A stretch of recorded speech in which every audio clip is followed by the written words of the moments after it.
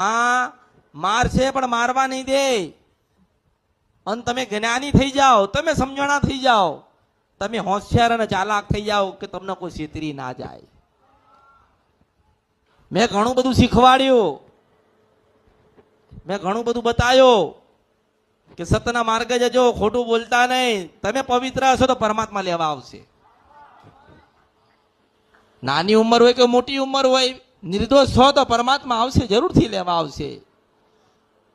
અને કંઈક તમારા કર્મ કંઈક એવા હશે અને કંઈક ભૂલો થઈ હશે તો મહાદેવના શરણમાં જઈને માફી માગીને જડ ચડાઈને એવું ભગવાનને પ્રાર્થના કરો કે હે ઈશ્વર, હે પરમાત્મા, હે ભગવાન, મારા હજારો લાખો કરોડો ગુના થયા છે, પણ હે પરમાત્મા આજે તારી આગળ હથિયાર મેળવું છું તારા, કારણ કે તમે મારા ને હું તમારો છું.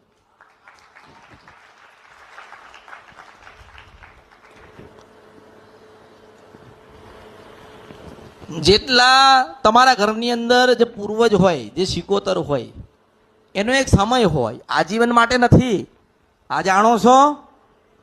નથી જાણતા. ત્યાં ત્યાં ત્યાં ભૂલા પડ્યા છો. શું તમારા વડીલો પૂર્વજ થયા તો એ ભગવાનની જગ્યાએ આખી જિંદગી પૂજાશે? ના પૂજાય. એનો એક સમય હોય. અને તમારા વડીલો પિતૃ પૂર્વજ છે ને એમને જવું, શું કરવું છે? એમને કાંઈક જવું છે ભગવાનના ત્યાં. ભગવાન નવો અવતાર આલે, પણ શું થાય ખબર છે કે તમારા પિતૃ પૂર્વજ અને તમારી શિકોતર માતાને ભગવાનના ઘરે મોકલીને એમના હારો અવતાર તમારા અપાવો હોય ને તો તમારે એક ઘરની અંદર એક દીકરાએ એક સેવા લેવી પડે. દરેકના ઘરે એક પુણ્યશાળી આત્મા છે પણ જાગતો નથી. દરેક દીકરાએ જાગવાની જરૂર છે અને મહાદેવના શરણમાં જવાની જરૂર છે. અને મહાદેવને જર ચડાઈને કહેવું જોઈએ કે હે ભગવાન મહાદેવ, મારી પેઢીમાં જેટલા પૂર્વજ કે પિતૃ કે શિકોતર માતા હોય એમને તો અમે જોયા નથી, એમને તો અમે હરાયા નથી ને હરાયા નાખ્યા છે. અમે એમને હરાયા નથી ને હરાઈ નાખ્યા છે.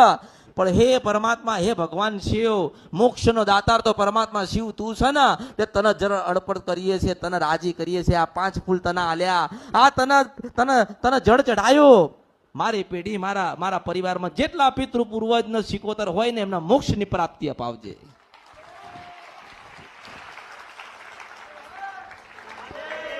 શું તમે કોકને ખવડાવી દો કે તમે કોકને આપી દો તો તમારા પૂર્વજોને મુક્તિ મળી જશે? એમાં મુક્તિ લખી જ નથી. પરમાત્મા જો જેને મોકલ્યા ને એ જ લઈ જાય, જેને મોકલ્યા છે એ જ લેવા આવશે ને. ભગવાને એક મનુષ્યની યોનિમાં મૃત્યુ લોકમાં તમને મોકલ્યા શું કરવા માટે?